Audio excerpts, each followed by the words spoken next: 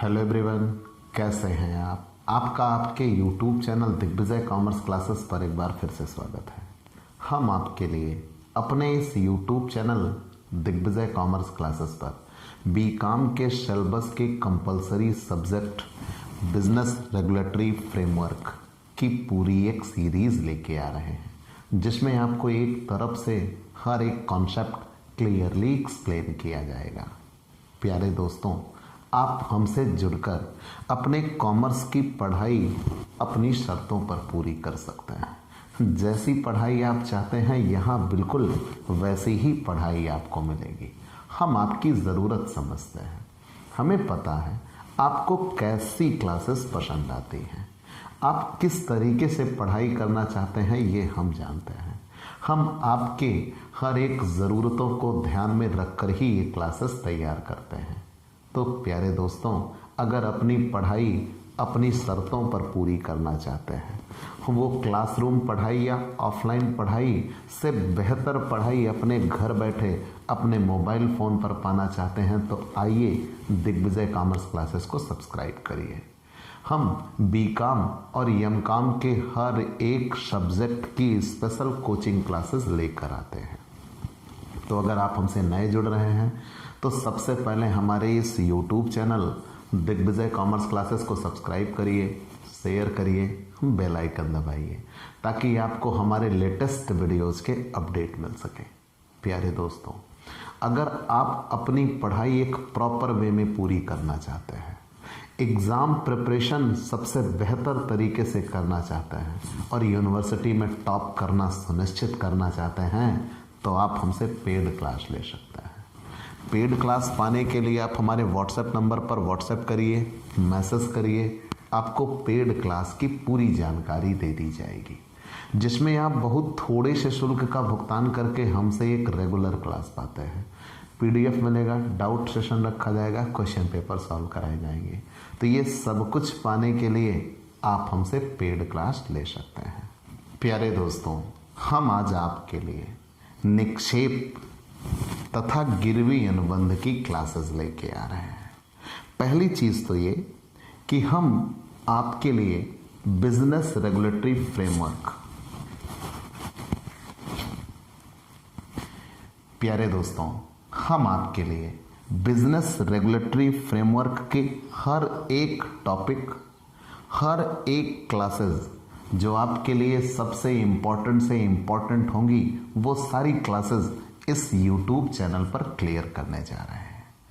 आप अपनी पढ़ाई अपने घर बैठे पूरी कर पाएंगे, हम ये सुनिश्चित करते हैं। हमारा एक एक टॉपिक आपके एग्ज़ाम प्रिपरेशन को और मजबूत करता हुआ जाएगा।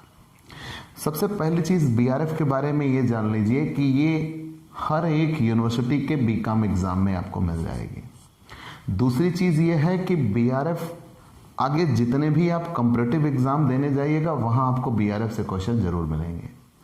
और यहाँ तक कि आपकी CA की सबसे टॉप, जो कॉमर्स की सबसे टॉप की डिग्री है CA, वहाँ तक आपको BRF ज़रूर मिलेगा, ज़रूर से ज़रूर मिलेगा। तो ये तो इस बुक की इम्पोर्टेंस या महत्ता थी। लेकिन बिजनेस रेगुलेटरी फ्रेमवर्क शब्द हमें 100 आउट ऑफ 100 दिला सकता है। कैसे? अगर स्पेशली हम अवध यूनिवर्सिटी की बात करें या कुछ अन्य यूनिवर्सिटियां भी हैं जिन्होंने अपनी पढ़ाई को ऑब्जेक्टिव मोड में कन्वर्ट करने का प्रयास किया, बेहतर प्रयास है, मैं प्रशंसा करता हूं इस प्रयास की। क्यों? उन्होंने ये किया कि अपनी पढ़ाई को ऑब्जेक्टिव मोड में डाल दिया बीकॉम फर्स्ट ईयर की। ऐसा करने से ये हुआ कि बच्चे उस कॉम्पिटिटिव मोड में आ जाते हैं, वो कंपटीशन की पढ़ाई से अभ्यस्त होते हैं। आगे चलकर कंपटीशन आपका 1 नंबर का होगा बच्चों, उससे ज़्यादा बड़ा कंपटीशन भारत में है ही नहीं 1 नंबर की पढ़ाई। तो जब 1 नंबर का क्वेश्चन होना है तो क्यों ना हम उसी मोड में पढ़ाई पढ़ें ना, वो बेहतर होगा। तो अवध यूनिवर्सिटी ने ये कदम उठाया, लेकिन ये कदम और भी बेहतर इसलिए हो जाता है कि अगर आप अपने तथ्य से मजबूत हो और आपका ऑप्शन सही लगा तो आपके पूरे नंबर मिलेंगे, आपके नंबर भी नहीं कटने जा रहे हैं, तो 100 आउट ऑफ 100 आप पा सकते हैं। तो ये सबसे बड़ी बात है। और सबसे ज़्यादा बेहतर सुनिश्चित कैसे आप कर सकते हैं? तो कोई भी ऑब्जेक्टिव क्लासेस आप रट नहीं सकते। आपको कॉन्सेप्ट क्लियर करना होता है और कॉन्सेप्ट क्लियर करने के बाद ही आप सारे topic one by one objective मिलते चले जाते हैं। तो हम ये डुअल क्लासेस आपके लिए लेके आते हैं, दोनों अर्थों में है। पहले ऑब्जेक्टिव क्लियर नहीं होंगे, पहले हम सारे कॉन्सेप्ट क्लियर कर देंगे और कॉन्सेप्ट क्लियर करने के बाद उससे जितने ऑब्जेक्टिव क्वेश्चन बनते हैं या बनने चाहिए वो सारे हम आपको बताएंगे। तो आप अगर रिटन एग्जाम दे रहे हैं तो भी आपके लिए सोने पे सुहागा, और ऑब्जेक्टिव एग्जाम दे रहे हैं तो सबसे उस बात के क्या कहने। तो आपको सारी चीज़ें यहाँ इस यूट्यूब चैनल पर अवेलेबल मिलेंगी। तो जुड़िए और अपनी पढ़ाई को सबसे बेहतर तरीके से करिए। आप हमसे पीडीएफ भी ले सकते हैं, डाउट सेशन भी रख सकते हैं, क्वेश्चन पेपर सॉल्व करा सकते हैं। ये सारी सुविधाएं पेड क्लास पर अवेलेबल है, आप हमसे पेड क्लास ले सकते हैं। हम आज आपके लिए निक्षेप तथा गिरवी अनुबंध लेके आ रहे हैं। निक्षेप तथा गिरवी अनुबंध, पहली चीज तो ये कि ये हर वर्ष के एग्जाम में आया हुआ है। 5 से 8 क्वेश्चन इस लेसन से मिल जाते हैं। हाँ जी, मिल जाते हैं। तो निक्षेप कहते किसे हैं, पहले हम ये जान लेते हैं। आज हमारा टारगेट निक्षेप पे होना चाहिए, गिरवी अनुबंध अगले दिन। निक्षेप है क्या? वास्तव में निक्षेप को अंग्रेजी में बेलमेंट कहा जाता है। निक्षेप को अंग्रेजी में बेलमेंट कहा जाता है। तो बेलमेंट शब्द की उत्पत्ति फ्रेंच भाषा के बेलर शब्द से हुई है। हाँ जी, फ्रेंच भाषा के बेलर, बेलन नहीं बेलर, फ्रेंच भाषा के बेलर शब्द से हुई है, जिसका अर्थ होता है सुपुर्दगी करना, टू डिलीवर। ठीक, चलिए मान लिया। लेकिन यहां यह नहीं है कि किसी भी प्रकार की सुपुर्दगी हम किसी दूसरे व्यक्ति को कर दें तो वो निक्षेप हो गया। यहां वास्तविक अर्थ ये लगाया जाता है कि जब कोई व्यक्ति अपने अधिकार को, या जब एक व्यक्ति किसी दूसरे व्यक्ति को अपने अधिकार को स्वेच्छा से हस्तांतरित करता है, तब उसे निक्षेप कहा जाता है, बेलमेंट कहा जाता है। चलिए, हमने ये मान लिया। लेकिन यहां हम ये देखते हैं कि मान के चलिए व्यवहारिक जीवन समाज में हम ये देखते हैं कि अगर हमारे पास कोई वस्तु है तो उस वस्तु को उपयोग करने का, प्रयोग करने का अधिकार हमारा है। लेकिन हमारे पास कुछ ऐसी वस्तु है जो हमारे पड़ोसी को या हमारे जान पहचान वाले व्यक्ति को चाहिए। जैसे आप ट्रेन में सफ़र कर रहे हैं और ट्रेन में आप सफ़र कर रहे हैं, आपके हाथ में न्यूज़पेपर है, तो आपके बगल बैठा व्यक्ति अगर आपसे कुछ समय पढ़ने के लिए न्यूज़पेपर मांग ले तो वो एक बेलमेंट है, वो एक निक्षेप है। ऐसे ही आप अपने यहाँ मान लीजिए कुछ समय के लिए किसी मोची को मरम्मत करने के लिए अपने जूते दे दीजिए, साइकिल अपनी मरम्मत करवाने के लिए साइकिल मरम्मत करने वाले को दे दीजिए। ये सब क्या होते हैं? बेलमेंट होते हैं। आप अपना कपड़ा सिलने के लिए टेलर को दे दीजिए, बेलमेंट होता है। मतलब हमने ये कहा ना कि आज हम इस अपने व्यवहारिक जीवन में ये देखते हैं कि हमारे पास कुछ वस्तुएं होती हैं, उनका अधिकार भी हमारा होता है, लेकिन हम उसे कुछ समय के लिए किसी विशिष्ट उद्देश्य से किसी दूसरे व्यक्ति को देते हैं, तो हम कहीं ना कहीं निक्षेप कर रहे होते हैं। तो आज हमें निक्षेप को गहराई से जानना है।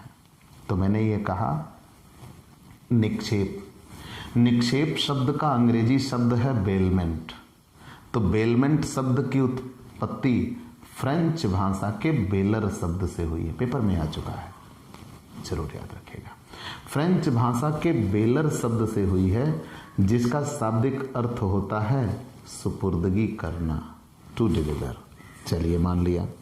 और अगर हम इसकी डेफिनेशन पे आते हैं तो भारतीय अनुबंध अधिनियम की धारा 148 में निक्षेप की परिभाषा दी गई है।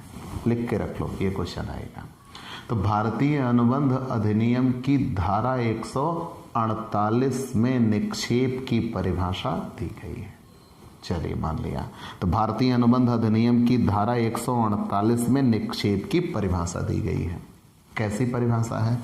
यदि एक व्यक्ति किसी दूसरे व्यक्ति को किसी विशिष्ट उद्देश्य से इस अनुबंध पर माल सुपुर्द करता है कि उद्देश्य पूरा हो जाने पर माल वापस कर दिया जाएगा। ठीक, ध्यान दीजिए, यदि एक व्यक्ति किसी दूसरे व्यक्ति को किसी विशिष्ट उद्देश्य से इस अनुबंध पर माल सुपुर्द करता है कि उद्देश्य के पूरा हो जाने पर माल वापस कर दिया जाएगा अथवा उसके आदेशानुसार व्यवस्था कर दी जाएगी, तो ऐसे अनुबंध को निक्षेप अनुबंध कहेंगे। ठीक, जैसे यहां आप कोई भी उदाहरण ले सकते हैं। यहां यह कहा गया है कि अगर कोई एक व्यक्ति कुछ सप्ताह के लिए आपसे आरसी अग्रवाल नामक लेखक की किताब, ठीक है, आपसे लेता है और कहता है इतने दिन बाद हम ये आपको वापस कर देंगे, पढ़ने के लिए लेता है। तो जब एक व्यक्ति कुछ सप्ताह के लिए आपसे आपकी पुस्तक ले रहा है और जब वो पढ़ लेगा तो आपको आपकी पुस्तक वापस कर देगा, तो उसे निक्षेप कहते हैं, बेलमेंट कहते हैं। कुछ करीब का उदाहरण बताऊं। मान लीजिए एक अमन नाम का व्यक्ति है, हाँ, अमन नाम का। अगर अमन नाम का व्यक्ति कहीं जा रहा है घूमने के लिए, हनीमून मनाने के लिए जा रहा है, सोच के देखिएगा, अमन नाम का व्यक्ति है और वो हनीमून मनाने के लिए जा रहा है। तो जब वो कहीं हनीमून मनाने के लिए जा रहा है तो उसके पास कुछ भैंस थी, मान लीजिए एक। अब उस भैंस के लिए वो क्या करे, भाई अब हनीमून मनाने के लिए जा रहा है, तो भैंस वो कहाँ रखे, किस जगह रखे। और दूसरी चीज़ यह है कि भैंस को खाने पीने की भी व्यवस्था, चारा पानी कौन देगा। तो अमन ने क्या काम किया, अपनी भैंस अपने ही जान पहचान के व्यक्ति उत्कर्ष के यहाँ रख दी और उन्होंने ये कहा, भाई देखिए 10 दिन के लिए हम बाहर जा रहे हैं, 10 दिन बाद हम लौट कर आएंगे, तो 10 दिन तक आप हमारी इस भैंस की देखभाल करिएगा, ठीक है, इसको खिलाइएगा पिलाइएगा, जो कुछ भी होगा हम वापस आएंगे तो आपसे ये भैंस अपनी वापस ले लेंगे। ठीक, तो ये निक्षेप अनुबंध हुआ क्योंकि अमन ने विशिष्ट उद्देश्य से अपनी एक वस्तु या अपना एक अधिकार किसी दूसरे व्यक्ति को कुछ समय के लिए दिया और जब वो विशिष्ट उद्देश्य पूरा हो जाएगा तो वो अपनी वस्तु उससे वापस ले लेंगे। उसे ही क्या कहा जाता है, निक्षेप कहा जाता है। ठीक, तो परिभाषा क्या बनी, भारतीय अनुबंध अधिनियम की धारा 148। हाँ, मैं ये सोच रहा हूँ और आप ये भी सोच रहे हैं कि अगर अमन के आने के बाद उत्कर्ष ने मना कर दिया तो दिक्कत होगी, ज़रूर होगी। अगर मान लीजिए उत्कर्ष उसको चारा पानी दे रहे थे, अमन के आने के बाद क्या अमन उस पैसे को देंगे? अगर मान लीजिए वो भैंस उस बीच में बच्चा कर देती है तो क्या वो बछड़ा पाने के अधिकारी होंगे? इन सारी बातों का जवाब यहाँ आपको मिलेगा, ज़रूर मिलेगा, जुड़े रहिए। तो हमने ये कहा कि अनुबंध अधिनियम की धारा 148 के अनुसार जब एक व्यक्ति किसी दूसरे व्यक्ति को किसी विशिष्ट उद्देश्य से इस अनुबंध पर माल सुपुर्द करता है कि उद्देश्य के पूरा हो जाने पर माल वापस कर दिया जाएगा या उसके आदेशानुसार व्यवस्था कर दी जाएगी, तो ऐसे अनुबंध को ही निक्षेप अनुबंध कहते हैं। और जो व्यक्ति माल की सुपुर्दगी करता है उसे निक्षेपी कहते हैं, बेलर कहते हैं। और जिस व्यक्ति को माल की सुपुर्दगी की जाती है उसे निक्षेप ग्रहीता कहते हैं या बेली कहते हैं। ठीक, तो जिसने सुपुर्दगी की, जैसे यहाँ मैंने अमन और उत्कर्ष का उदाहरण दिया, तो अमन ने अपनी भैंस दी तो अमन हुए बेलर, निक्षेपी, और उत्कर्ष को दी तो उत्कर्ष हुए निक्षेप ग्रहीता, बेली। ठीक है, तो हमने पूरी बातें बता दी कि यदि एक व्यक्ति दूसरे व्यक्ति को किसी विशिष्ट उद्देश्य से इस अनुबंध पर माल सुपुर्द करता है कि उस उद्देश्य के पूरा हो जाने पर माल वापस कर दिया जाएगा या उसकी आदेशानुसार व्यवस्था कर दी जाएगी, तो ऐसे अनुबंध को ही निक्षेप अनुबंध कहते हैं। तो जिसने ये अपनी वस्तु किसी दूसरे व्यक्ति को दी उसे हम निक्षेपी कहते हैं और जिसने किसी दूसरे की वस्तु ली उसे हम निक्षेप ग्रहीता कहते हैं। ठीक, यहाँ अपनी पुत्री के विवाह के अवसर पर दावत की व्यवस्था करना चाहता है। इसके लिए वह बा से भोजन पकाने के कुछ बर्तन लेता है। यहाँ पर बा निक्षेपी है और आ निक्षेप ग्रहीता, और इसके अंतर्गत अतिरिक्त बर्तन देने का अनुबंध निक्षेप का अनुबंध कहलाएगा। ये सारी चीज़ें आपको मिल जाएंगी। चलिए, हमने जान लिया। अब अगर हम आगे बढ़ते हैं तो निक्षेप के लक्षण क्या बनते हैं। आपने परिभाषा जान ली, बेलमेंट, अंग्रेजी भाषा का शब्द है बेलमेंट, हिंदी में तो निक्षेप। बेलमेंट शब्द आया कहाँ से है, तो फ्रेंच भाषा के बेलर शब्द से आया हुआ, जिसका शाब्दिक अर्थ होता है सुपुर्दगी करना।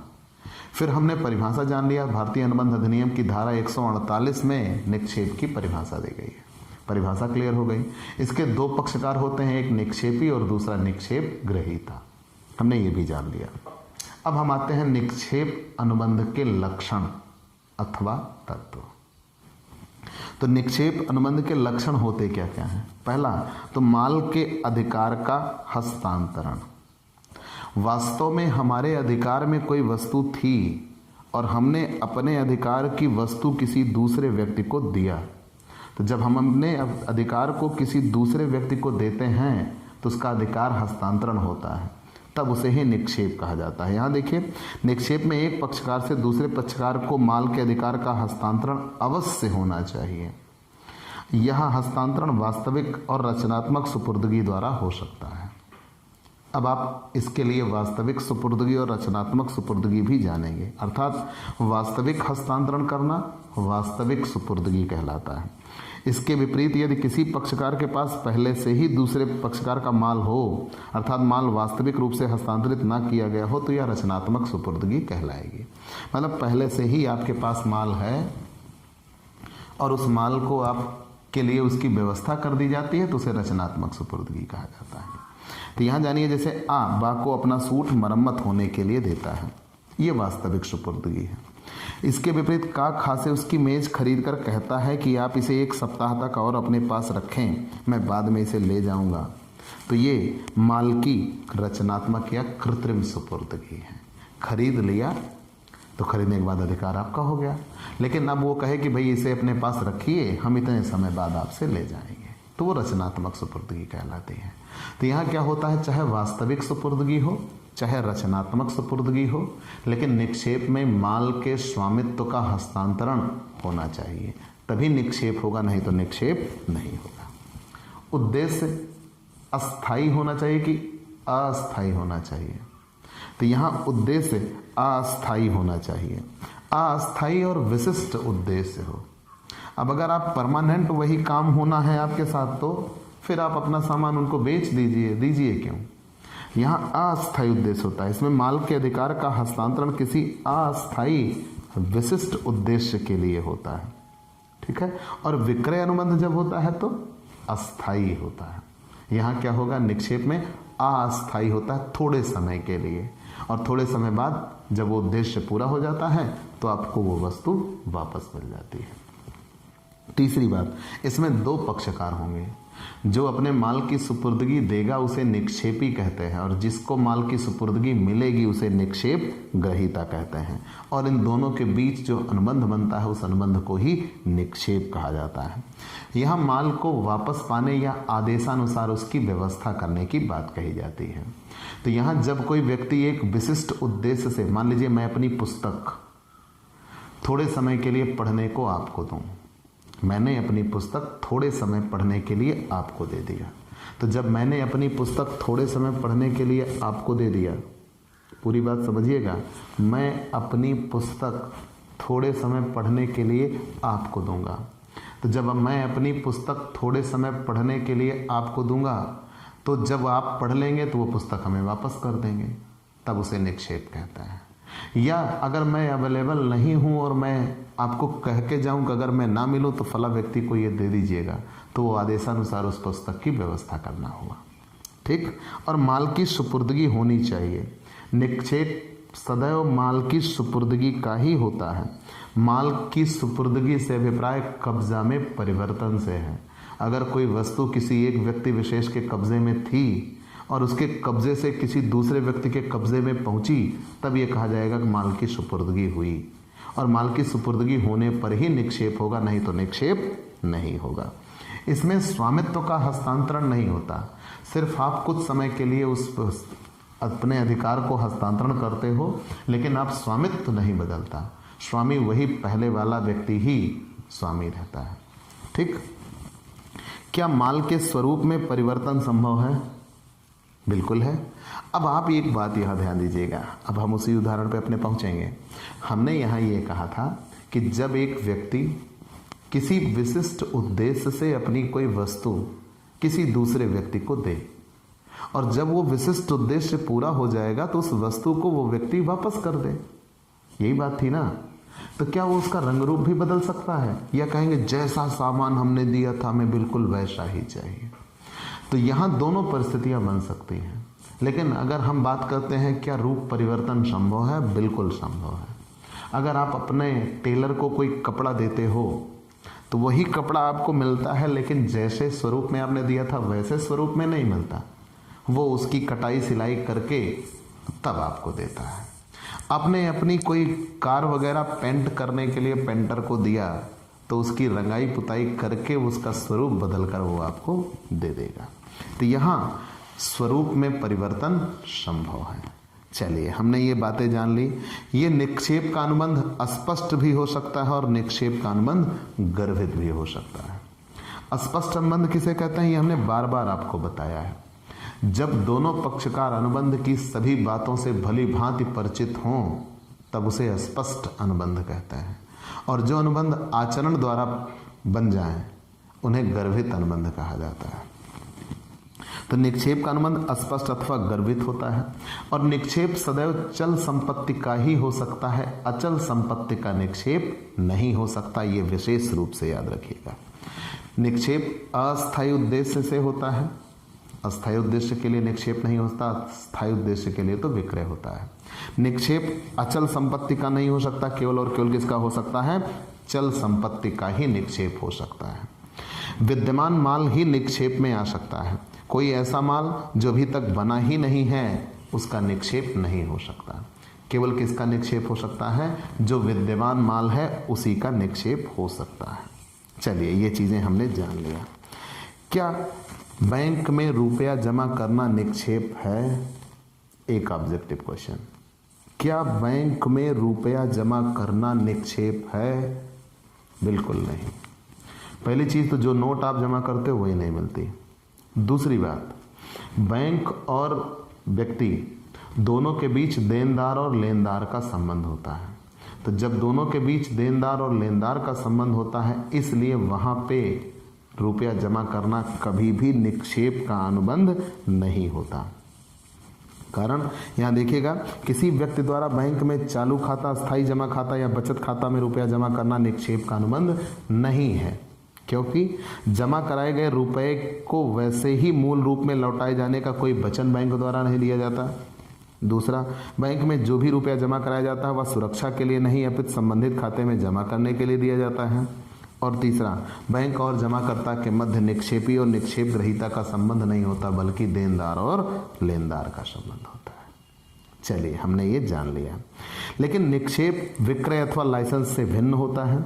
मैंने बताया, विक्रय या लाइसेंस देने में क्या होता है कि हम अपने अधिकार को परमानेंट तौर पर किसी दूसरे व्यक्ति को सौंप रहे होते हैं, जबकि निक्षेप पे क्या होता है, हम थोड़े समय के लिए अपने अधिकार को किसी दूसरे व्यक्ति को दे रहे होते हैं, और जैसे ही वो उद्देश्य पूरा हो जाता है हमें हमारा अधिकार हमें वापस मिल जाता है।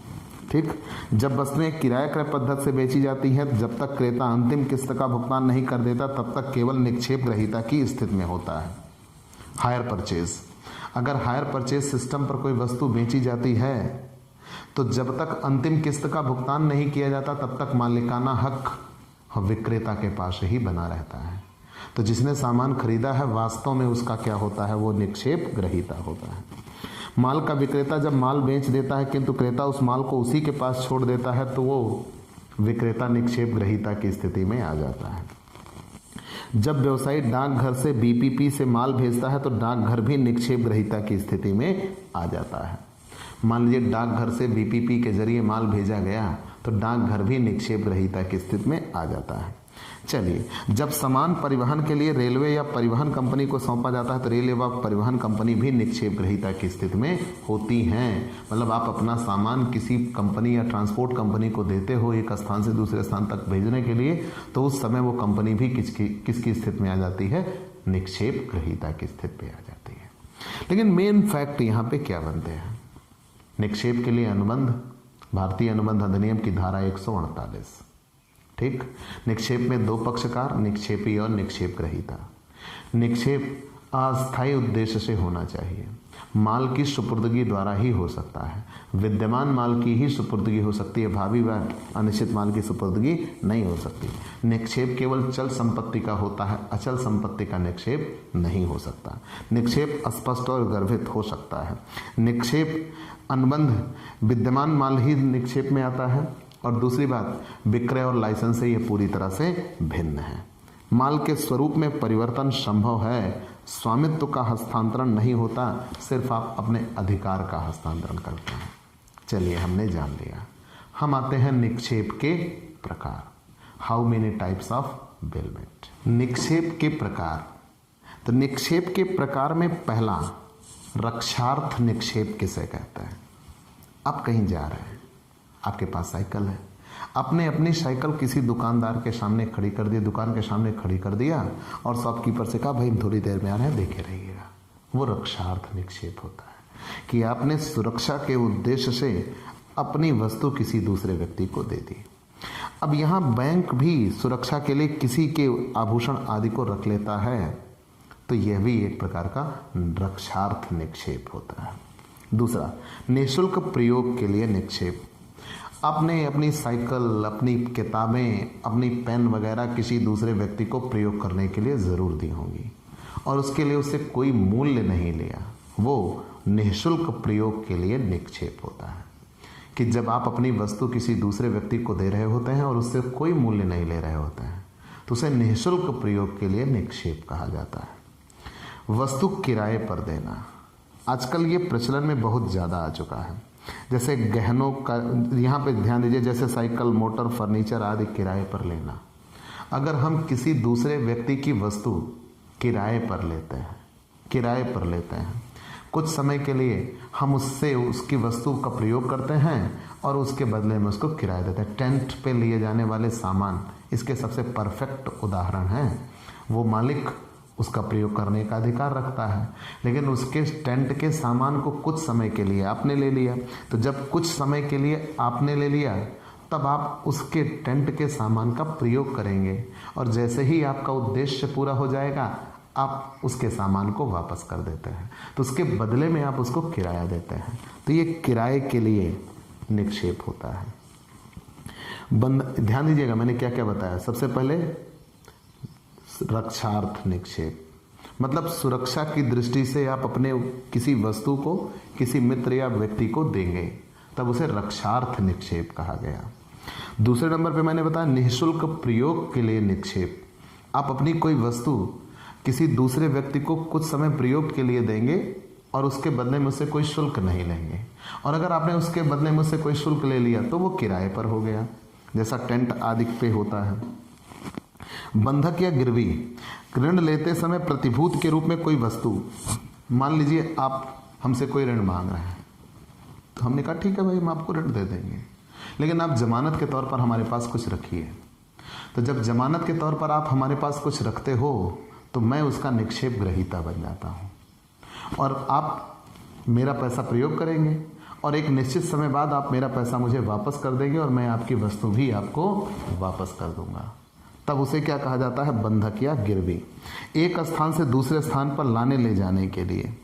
तो हमने तो अभी ये पीछे स्पष्ट किया था कि अगर कोई परिवहन कंपनी या रेल कंपनी, कोई भी आप कह सकते हो, अगर आप अपना कोई माल या वस्तु किसी उनको देते हो और कहते हो ये एक स्थान से दूसरे स्थान तक जाना है, ठीक है, कोई कुरियर कंपनी है या कोई, मान लीजिए यहाँ पोस्ट ऑफिस वाले भी हैं, बीपीपी के जरिए अगर आप माल भेजते हो, तो उन सारी परिस्थितियों में वो माल के क्या बन जाते हैं? निक्षेप ग्रहीता बन जाते हैं। ठीक है ना, आगे बढ़ गए। मरम्मत के लिए निक्षेप। मरम्मत के लिए निक्षेप किसे कहते हैं? जब आप अपनी वस्तु मरम्मत कराने के लिए किसी दूसरे व्यक्ति को देते हैं और वो दूसरा व्यक्ति मरम्मत करके आपको आपकी वस्तु वापस कर देगा, उसे मरम्मत के लिए निक्षेप कहा जाता है। ये तो निक्षेप के प्रकार उद्देश्य के आधार पर थे। शुल्क के आधार पर तो दो ही बनते हैं, निःशुल्क और सशुल्क। जब आपने अपना कोई अधिकार किसी दूसरे व्यक्ति को दिया और उससे कोई भी शुल्क नहीं लिया तो उसे निःशुल्क निक्षेप कहेंगे, और जब आपने अपना अधिकार किसी दूसरे व्यक्ति को दिया और उससे उसका कोई शुल्क चार्ज करेंगे तो उसे क्या कहेंगे? सशुल्क निक्षेप कहेंगे। और तीसरा होता है लाभ के आधार पर। तो लाभ के आधार पर एक में निक्षेपी का लाभ होता है और एक में निक्षेप ग्रहीता का लाभ होता है। कैसे? लाभ के आधार पर जब अनुबंध निक्षेप अनुबंध केवल निक्षेपी के लाभ के लिए किया जाता है तो यह निक्षेपी के लाभ के लिए निक्षेप कहलाता है। जैसे पड़ोसी के पास कुछ समय के लिए निःशुल्क अपना मूल्यवान सामान्य सुरक्षा हेतु छोड़ना। अगर आप अपने पड़ोसी के पास, मैंने अमन का भी उदाहरण दिया था कि अमन ने अपनी बहुमूल्य भैंस उत्कर्ष के पास कुछ दिन के लिए छोड़ी, तो जब अमन ने अपनी बहुमूल्य भैंस उत्कर्ष के पास कुछ समय के लिए छोड़ी तो यहाँ पे वो निक्षेपी के लाभ के लिए ही था, इसमें निक्षेप ग्रहीता का कोई लाभ नहीं था। तो निक्षेपी के लाभ के लिए निक्षेप कहा जाएगा। निक्षेप ग्रहीता के लिए लाभ के लिए क्या कहता है? नजरिया आपका होगा, आप हमसे मांग लीजिएगा, हम आप थोड़े समय के लिए आपको दे देंगे। तो अगर आपने हमसे हमारी कोई वस्तु थोड़े समय के लिए हमसे मांग ली, तो जब आपने हमसे थोड़े समय के लिए हमारी कोई वस्तु मांग ली और हमने आपको वस्तु दे दी, तो जब आपका उद्देश्य पूरा हो जाएगा आप हमें हमारी वस्तु वापस कर दीजिएगा, यहाँ तो आपका लाभ होगा। वो निक्षेप ग्रहीता के लाभ के लिए निक्षेप होता है। ठीक है, चलिए मान लिया। अब अगर आपने ये चीज़ें जान ली, और पारस्परिक हितों के लिए क्या होता है? जैसे एक दूसरे का अगर उसमें फायदा हो रहा हो तो दोनों का। कैसे? अगर कोई टेंट खोल के बैठा है तो वो टेंट वाला आपके समय पर आपको वो सामान दे रहा है जो आपकी ज़रूरत है, और जब आपकी ज़रूरत पूरी हो गई तो आप उसे किराया दीजिएगा, पैसे उसी के लिए वो बैठा है। तो यहाँ दोनों एक दूसरे के काम आते हैं, तो उसे पारस्परिक हितों के लिए कहते हैं। तो मतलब कितने हो गए? 3। चलिए, हमने ये बातें बता दी। अब हमें ये जानना है निक्षेपी के कर्तव्य क्या हैं। अगर आप अपना माल कहीं किसी दूसरे व्यक्ति को किसी विशिष्ट उद्देश्य से देने जा रहे हैं, आपने अपना कोई माल या कोई वस्तु किसी विशिष्ट उद्देश्य से किसी दूसरे व्यक्ति को दी, और जब ये उद्देश्य पूरा हो जाएगा तो वो व्यक्ति आपको आपकी वस्तु वापस कर देगा, तो आप उस वस्तु के निक्षेपी कहलाते हैं। ठीक है, चलिए मान लिया। तो आपका कर्तव्य क्या है? जैसे आपके पास कोई घोड़ा है, ध्यान दीजिए, उदाहरण रखिएगा। विक्रम नाम के पास व्यक्ति के पास एक घोड़ा है। किसके पास? विक्रम नाम के व्यक्ति के पास एक घोड़ा है, और विक्रम ने अपना घोड़ा राहुल नाम के व्यक्ति के पास छोड़ा थोड़े समय के लिए। विक्रम कहीं जा रहे थे। जब विक्रम जा रहे थे तो विक्रम ने राहुल से ये कहा, भाई थोड़े समय के लिए हम कहीं जा रहे हैं, हम जब तक लौट के आते हैं तब तक आप हमारे इस घोड़े की देखरेख करना। और राहुल घोड़े पे सवार हो लिए, कहा चलो थोड़ी देर घूम लेते हैं। और जब राहुल घोड़े पर सवार होकर घूमने निकल पड़े, पता ये लगा कि बाद में घोड़ा लात वगैरह मारता है, अब वो टांग मार दिया और राहुल चोटिल हो गए। तो यहाँ पे अगर वो व्यक्तिगत स्वभाव था घोड़े का, तो ये विक्रम का कर्तव्य बनता है कि वो उसे ज़रूर बता दिए होते कि भाई राहुल देखना, ये पैर वैर टांग वांग मारता है, थोड़ा इस पर घुड़सवारी ना करना। अगर नहीं बताया तो फिर विक्रम की गलती। तो यहाँ मुद्दा ये बनता है कि अगर आप किसी वस्तु के निक्षेपी हैं और आपको उस वस्तु का कोई दोष है जो आपको ज्ञात है, तो आप सामने वाले को उस दोष को प्रकट कर दीजिए। ये आपका कर्तव्य बनता है। दूसरा, निक्षेप ग्रहीता को माल की सुपुर्दगी देना। आप आए, आपने ये कहा भाई हम कहीं जाना चाह रहे हैं, हमें बाहर जाना है, और हम सोच रहे हैं कि हम आपको अपना ये सामान दे के चले जाएं, आप देखे रहिएगा, जब हम लौट के आएंगे तो हमें दे दीजिएगा। सामने वाले ने कहा ठीक है। अब बाहर चले गए और आप अपने घर के बाहर रख के चले गए। तो जब आप बाहर चले गए, लौट के आए तो वहाँ वो वस्तु ना मिली। आप उस सामने वाले व्यक्ति के पास पहुँच गए। तो हमने कहा भाई आपसे हमने सामान रखने के लिए कहा था, हमारा सामान वहाँ से चला गया है, आप हमें दे दीजिए, हमारा सामान वापस करिए। तो वो कहेगा भाई आपने हमें ला के दिया नहीं था, आपने ये कहा था कि हम रख देंगे, अब आपने अपने घर के बाहर रख दिया, हम जाके लाने नहीं जाएंगे, ये आपकी गलती है। मतलब यह है कि आप सामने वाले को कोई वस्तु अगर देने की बात करते हैं तो सामने वाले को वास्तविक रूप में वो वस्तु दीजिए, तभी निक्षेप होगा, नहीं तो निक्षेप नहीं होगा। मतलब माल की सुपुर्दगी देना। और तीसरा, आवश्यक व्ययों का भुगतान करना। जी जनाब, उदाहरण वही रखते हैं, अमन के पास एक भैंस है और अमन थोड़े समय के लिए कहीं बाहर जा रहे हैं। तो जब अमन थोड़े समय के लिए कहीं बाहर गए और जब वापस लौट के आएंगे तो उत्कर्ष द्वारा उनकी भैंस की देखरेख की गई। मतलब अमन थोड़े समय के लिए बाहर जा रहे हैं और अपनी भैंस उत्कर्ष के पास रख देते हैं। तो अगर अपनी भैंस उत्कर्ष के पास छोड़ देते हैं तो जब अमन वापस लौटते हैं तब तक उत्कर्ष ने भैंस के लिए चारा पानी आदि की व्यवस्था की होगी। तो उन्होंने भैंस के पीछे जितना खर्च किया उस खर्च को पाने का अधिकार उत्कर्ष का होगा और अमन का ये कर्तव्य होगा कि ये उसको दें। और अगर मान लीजिए भैंस बीमार पड़ गई, उत्कर्ष ने उसकी दवा कराई तो उस दवा का भी पैसा वो पाने के अधिकारी होंगे। याद रहेगा, असाधारण व्ययों का भुगतान करना, ये एक टॉपिक था। अगर कोई असाधारण व्यय हो गए थे तो जैसे अतिरिक्त, मतलब कोई ऐसा एक्सपेक्टेड था नहीं लेकिन वो अचानक करना पड़ गया, तो उस खर्चे को उनको भुगतान पाने का अधिकार होगा निक्षेप ग्रहीता को, निक्षेपी को ये करना होगा। तो मैंने कहा अभी आप निक्षेपी बन के सोचिए, आप माल आपके पास है, तो जब माल आपके पास है तो आप उस वस्तु की सुपुर्दगी दूसरे को दे रहे हैं, ये पहला कर्तव्य होगा आपका। दूसरा कर्तव्य आपका ये होगा कि निक्षेप में या निक्षेप करने वाले माल में अगर कोई दोष है तो उस दोष को आप सामने वाले को बता दीजिए।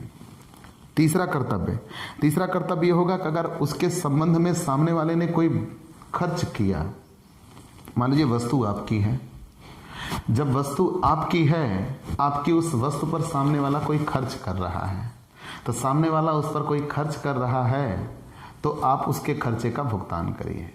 आप निक्षेपी हो। अगर मान लीजिए आपने अपनी कोई वस्तु सामने वाले के यहाँ रखी और उस पर कुछ अकस्मात खर्चे करने पड़ गए, नहीं तो वो वस्तु नष्ट हो जाती, खराब हो जाती, तब सामने वाले को आप उस अकस्मात किए गए खर्चे का भी भुगतान करिए। और निःशुल्क उधार दिए गए माल का प्रत्यावर्तन। क्या निःशुल्क निक्षेप में यदि उद्देश्य में पूरा होने अथवा नियत समय व्यतीत होने से पूर्व निक्षेपी उधार दिए गए माल को वापस ले ले और यदि इसके व्यवहार के कारण निक्षेप ग्रहीता को निक्षेप से लाभ की अपेक्षा हानि अधिक हो तो निक्षेपी लाभ और हानि के अंतर को चुकाने के लिए बाध्य है। आपने अपना कोई सामान निःशुल्क प्रयोग के लिए किसी दूसरे व्यक्ति को दिया था, अब आपके भरोसे उसने प्रयोग करना शुरू कर दिया। जब उसने प्रयोग किया ही था कि आप उससे अपना सामान वापस ले लिए, अब सामने वाले को नुकसान होगा। तो जब सामने वाले को नुकसान होगा तो उस किए गए नुकसान की भरपाई या होने वाले नुकसान की भरपाई आपको करनी होगी अगर आप निक्षेपी हैं तो। ठीक, चलिए हमने मान लिया। निक्षेप ग्रहीता की हानि की रक्षा करने का दायित्व।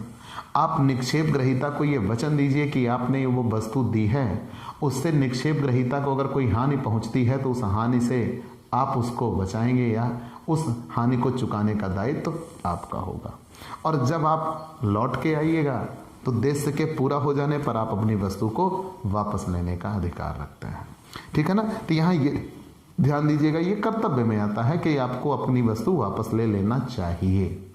चलिए, हमने ये सारी बातें आपको बता दी कि अगर आपने अपना माल या अपनी कोई वस्तु किसी विशिष्ट उद्देश्य से किसी दूसरे व्यक्ति को दी तो आप निक्षेपी हुए। तो आपके कर्तव्य क्या है? अगर आपकी वस्तु में कोई दोष है तो सामने वाले को उस दोष को बता दीजिए। आप वास्तविक रूप में अपनी वस्तु उस दूसरे व्यक्ति को दीजिए।